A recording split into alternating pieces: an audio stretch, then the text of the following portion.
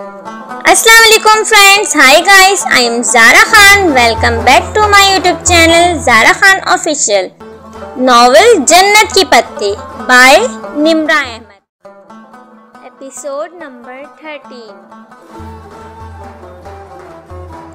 हम Pakistani exchange student हैं, हया सुलेमान और ये खतीजा राना। आप मैं अंजुम हूँ। मैं और मेरे हस्बैंड पीएचडी कर रहे हैं और हम यहाँ पर पढ़ाते भी हैं। इधर फैकल्टी में हमारा अपार्टमेंट है, वहीं रहते हैं हम। कभी आओ ना इधर। अंजुम इन दिनों बहुत ज़्यादा पुरजोश हो गई थी। श्योर।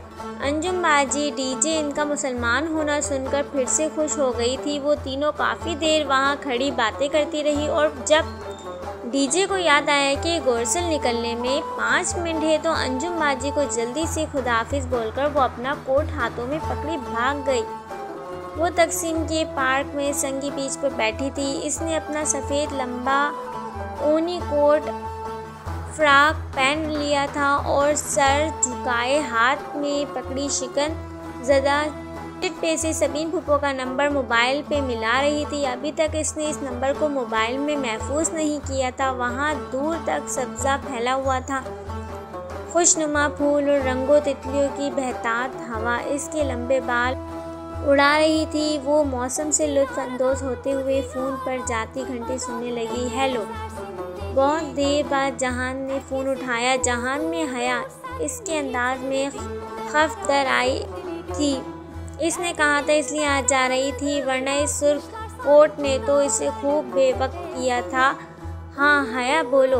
वो मसरूफ़ सा लग रहा था। वो मैं तकसीम पे हूँ, तुम मुझे यहाँ पर आकर पिक कर लोगी और घर लेके जा सकते हो। आज वीकेंड था तो सॉरी हया, मैं शहर से बाहर हूँ। तुम घर मम्मी को फ़ोन कर लो ना। ये तुम्हारे घर का नंबर नहीं है? इसने हैरत से चिट को देखा। नहीं, ये तो मेरा मोबाइल नंबर है। तो क्या इसने दाऊद भाई की मेहंदी वाले रोज़ जहान के मोबाइल पर फ़ोन मिला दिया था? ओह, मुझे फुप्पो का नंबर लिखवा दो। जहान ने फ़ौरन नंबर लिखवा दिया। अच्छा, मैं ड्राइव कर रहा हूँ, फिर बात होती है। मज़ीद कुछ सुने बगैर इसने फ़ोन बंद कर दिया। वो अजनबीपन सा महसूस करने लगी। फुप्पो इसे कैब पर लेने आई थी। वो जो चंद लेजाज की बहस के चक्कर में कैब करके नहीं गई थी, खूब शर्मिंदा हुई। गाड़ी नहीं थी तो बता देती, मैं तो वैसे ही आ जाती। कोई बात नहीं, गाड़ी तो जहान के पास ही होती है। वो और शर्मिंदा हुई, फिर गर्दन मोड़कर खिड़की के बाहर दौड़ते दरख्त देखने लगी। इसे फुप्पो किचन में ही ले आई। हस्बे आदत वो काम में मसरूफ़ हो गई। ये मेरे लिए इतना बखेड़ा पालने की क्या ज़रूरत थी? वो इर्द गिर्द फैली अशिया देखकर खफा हुई। कोई बात नहीं, तुम मेरी बेटी हो, मेरा हाथ बटा दोगी, इसलिए मैंने ये सब शुरू कर लिया।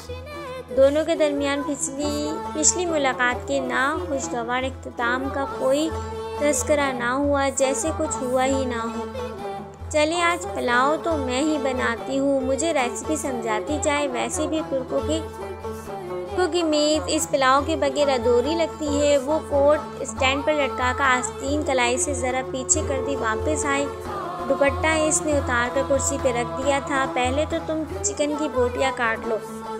इन्होंने टोकरी में रखे मुर्ग मुस्लिम की तरफ इशारा किया और चूल्हे पर चढ़ी डेचकी में चमचा हिलाने लगी। खुद छुरी तो ये पड़ी है, कटिंग बोर्ड किधर है? वो इधर उधर देखने लगी। कटिंग बोर्ड, ओहो, वो तो सुबह नहीं मिल रहा था। जहान भी पता नहीं चीज़ें किधर उठाकर रख देता है। ठहरो, मैं एक पुराना बोर्ड लेकर आती हूँ ऊपर एटिक से।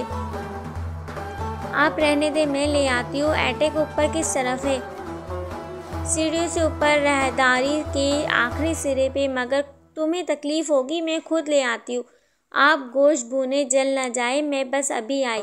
वो नंगे पाँव चलती बाहर रूम तक आई। सीढ़ियों के साथ लगे कद और आईने में से अपना अक्स दिखाई दिया तो ज़रा सी मुस्कुरा दी। फर्श को छूते फराक में वो खिलते फूल की तरह लग रही थी। गले का काट खुला हुआ था और इसके दाने वे छोटे छोटे सूरजमुखी के फूलों की लेस नीम दायरे में लगी हुई थी। यूँ लगता था कि इसकी खूबसूरत लंबी गर्दन में सूरजमुखी के फूलों का ढीला सा हार लटक रहा है। इसने उंगलियां फराक पहलू से ज़रा सा उठाया और नंगे पाँव लकड़ी के जीनों पर चढ़ने लगी और राहदारी के इस आगाज़ में कमरे का दरवाज़ा बंद था। शायद वो जहान का एक कमरा था। अभी घर में दाखिल हुए तो फूफो ने ऐसा कुछ बताया था। वो एक नज़र बंद दरवाजे पर डालकर आगे बढ़ गई। फराक अब इसने पहलू से छोड़ दिया था। एटक में आगे पीछे बहुत से संदूक कबाड़ की तरह पड़ रहे थे। बत्ती न जाने किधर थी। इसने दरवाज़ा खुला रहने दिया। बाहर से आती रोशनी काफ़ी थी। वहाँ हर सौ सामान रखा हुआ था।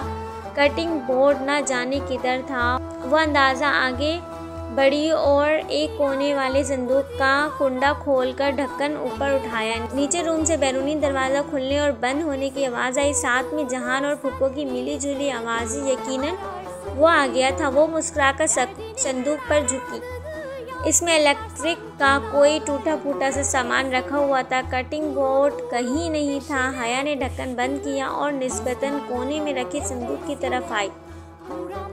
अपने अकब में इसे राहदारी से किसी दरवाजे के हौले से खुलने की चर सी सुनाई दी। जहान इतनी जल्दी ऊपर पहुंच गया, मगर वो पलटी नहीं और संदूक को खोलने लगी। इसके ढक्कन के ऊपर गिर्द और मकड़ी के जालों की तह थी।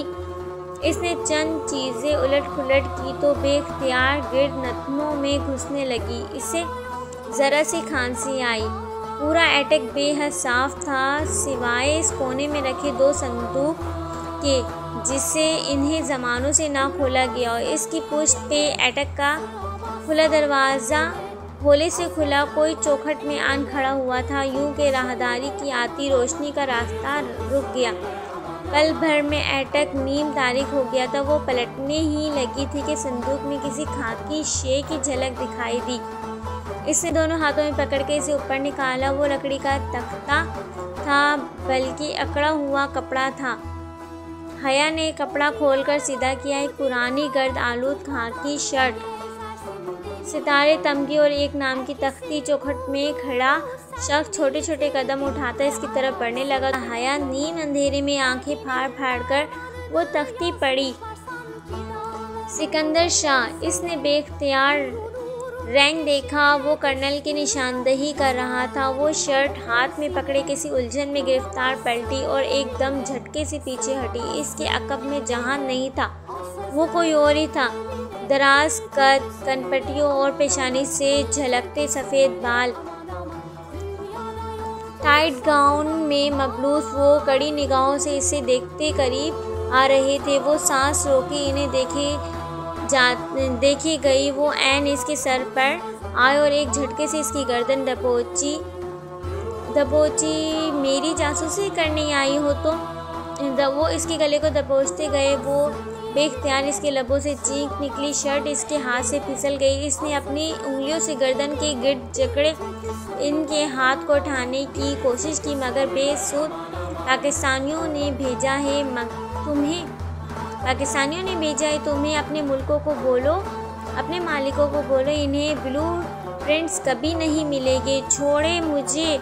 वो ज़ोर से खांसी, इसका दम घुटने लगा था और वो इसका गला दबा रहे थे। कोई मुझ तक नहीं पहुंच सकेगा, कभी नहीं। हर चीज़ आगे दे दी गई थी, हर चीज़। इन्होंने इसे गर्दन से दबोचे, इसका सर खुले संदूक पे झुकाया। वो तड़पने चिल्लाने लगी, छोड़े मुझे। वो अपने नाखून इनके हाथ में चुभोकर इनको हटाने की नाकाम कोशिश कर रही थी। तुम्हें वापस नहीं जाने दूंगा। वो ब्लू प्रिंट्स तुम्हें कभी नहीं मिलेंगे। हया का सांस रुकने ही लगा था कि वो इसका सर संदूक में देकर ऊपर से ढकना बंद कर रहे थे। इसे लगा वो मरने वाली है। अम्मी अम्मी, वो वहशत से चिल्लाने लगी। वो इसको गर्दन से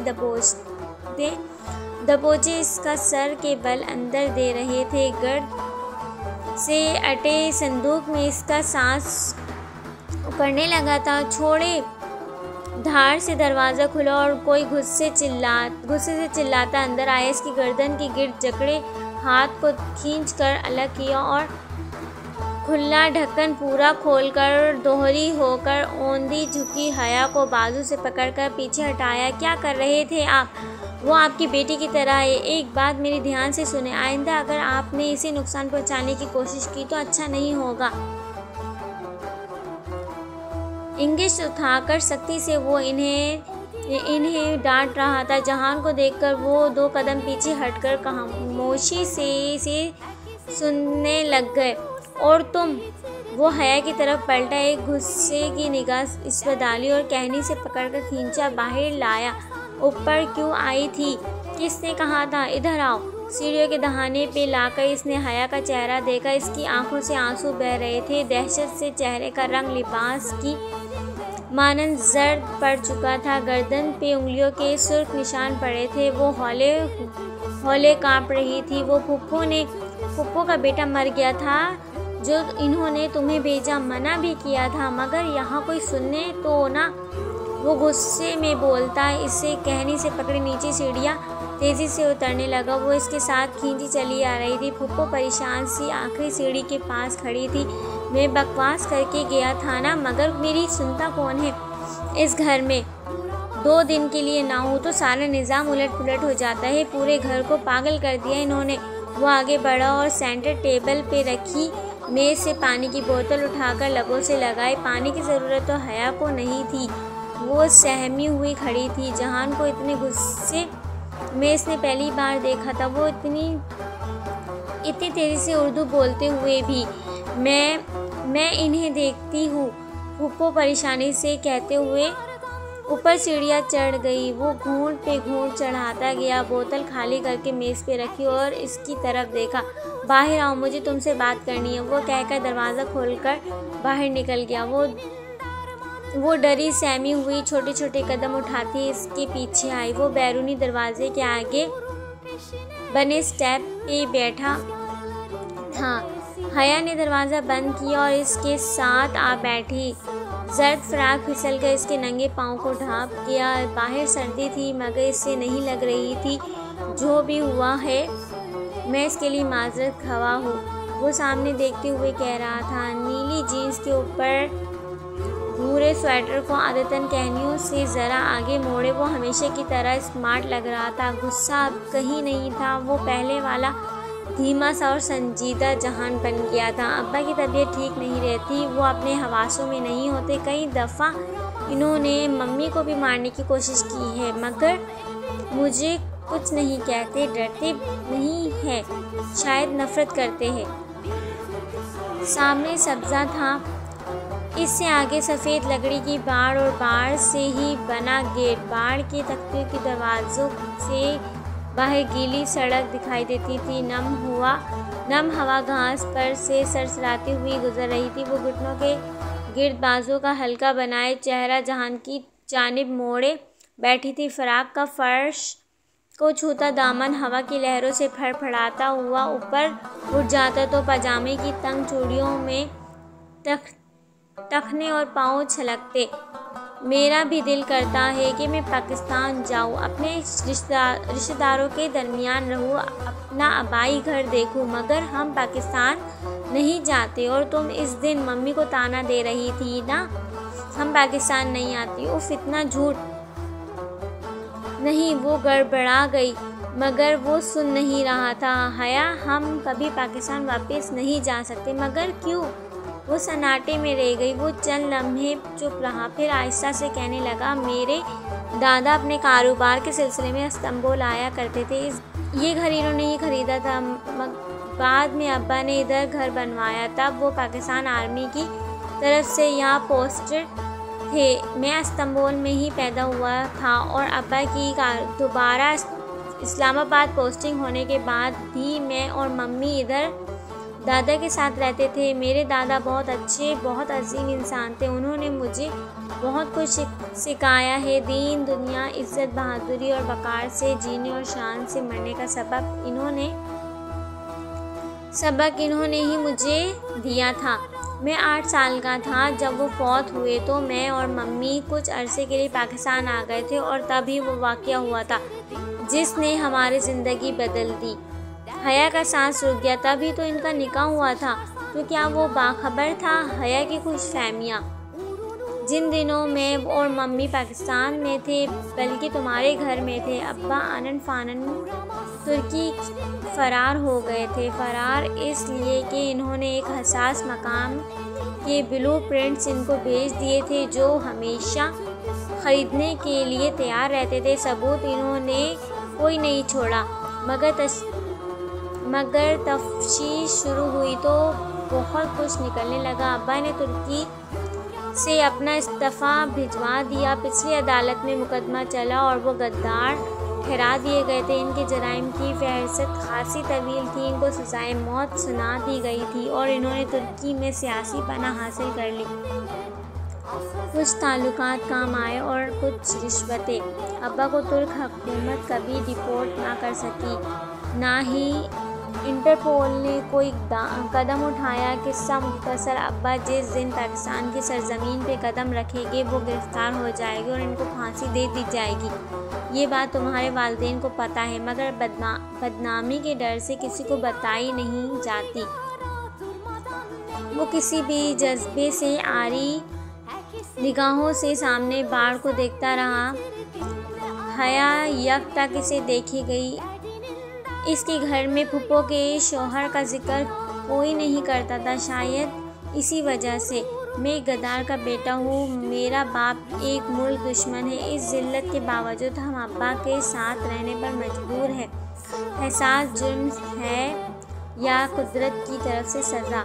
वो वक्त गुजरने के साथ साथ अपना जहन खोते जा रहे हैं। सज़ाए मौत का खौफ इनके दिल में नासूर बनता जा रहा है। जो इन्होंने तुम्हारे साथ किया इस पे इनको माफ़ कर देना। वो मेरे बाप है और बावजूद इसके कि यह हकीकत बहुत जगह मेरा सर झुका देती है। मैं इनसे बहुत मोहब्बत करने पर मजबूर हूँ। हया ने गहरी सांस ली। इसके किसी किस्से में इसका किस्सा नहीं था, किसी दास्तान में इसकी दास्तान नहीं थी।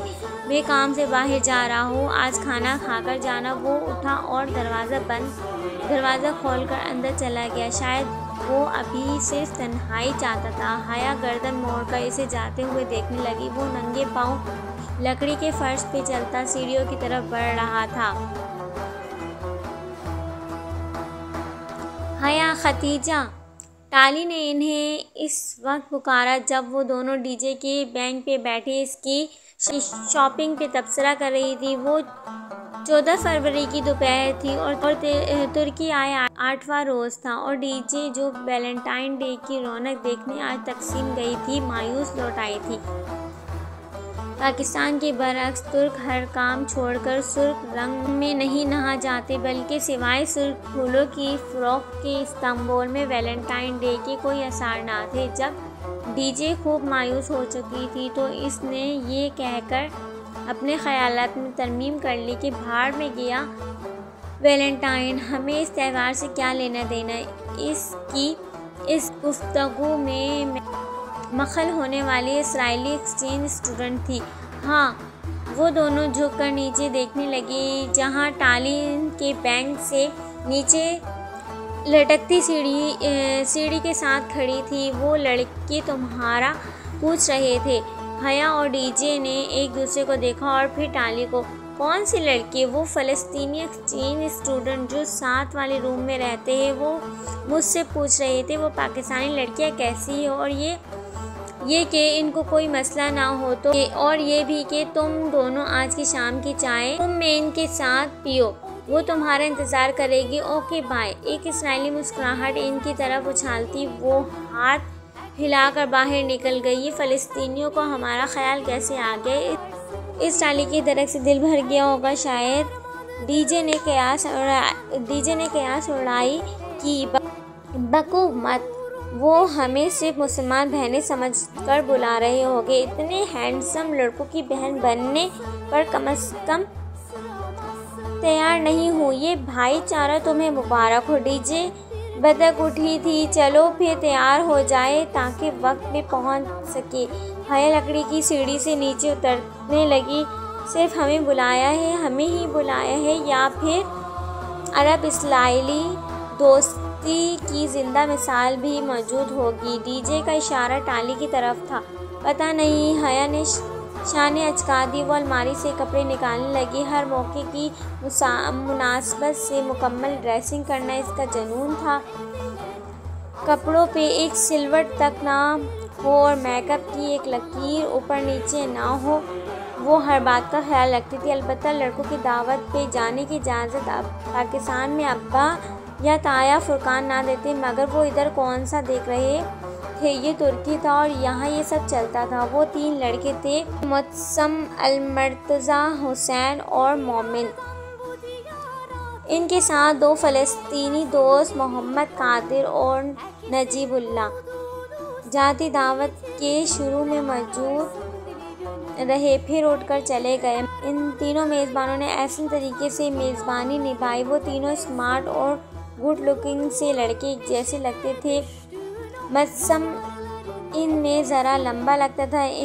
इसका नाम मुत्सम अलमुर्तज़ा था, मगर ये डीजे ने बाद में नोट किया कि वो फेसबुक पे अपना नाम मुत्सम एंड मुर्तज़ा लिखता था। वजह इन्हें कभी समझ नहीं आई। हुसैन और मुत्सम इन दोनों को बिल्कुल अपनी छोटी बहनों की तरह ट्रीट कर रहे थे। अलबत्ता इस भाईचारे से मोमिन मुत्फिक ना था। वो फ्लर्टी नज़रबाज सा लड़का कुछ भी था, मोमिन ना था। अलबत्ता वो दोनों इसको अपनी मौजूदगी में सीधा किए हुए थे। वो दोनों इतने मिलनसार और महज़ब लड़के थे कि हया को अपने सारे कज़न्स इनके सामने बेकार लगे। अलबत्ता जहान की बात और थी।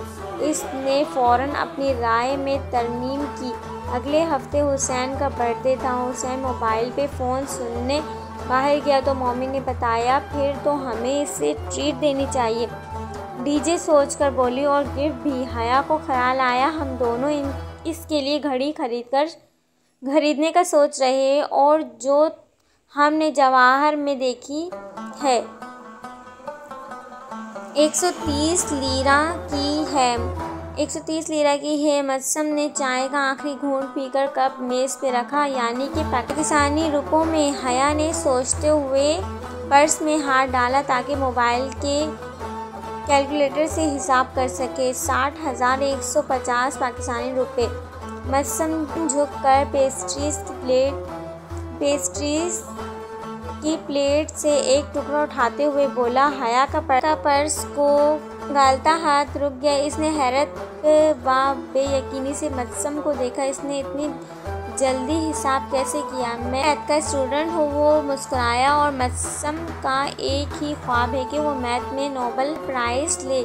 मोमिन हया के हाथों को देखते हुए कहने लगा। वो थोड़ी देर बाद मुत्सम से आंख बचाकर हया के सरापे का जायज़ा लेता था।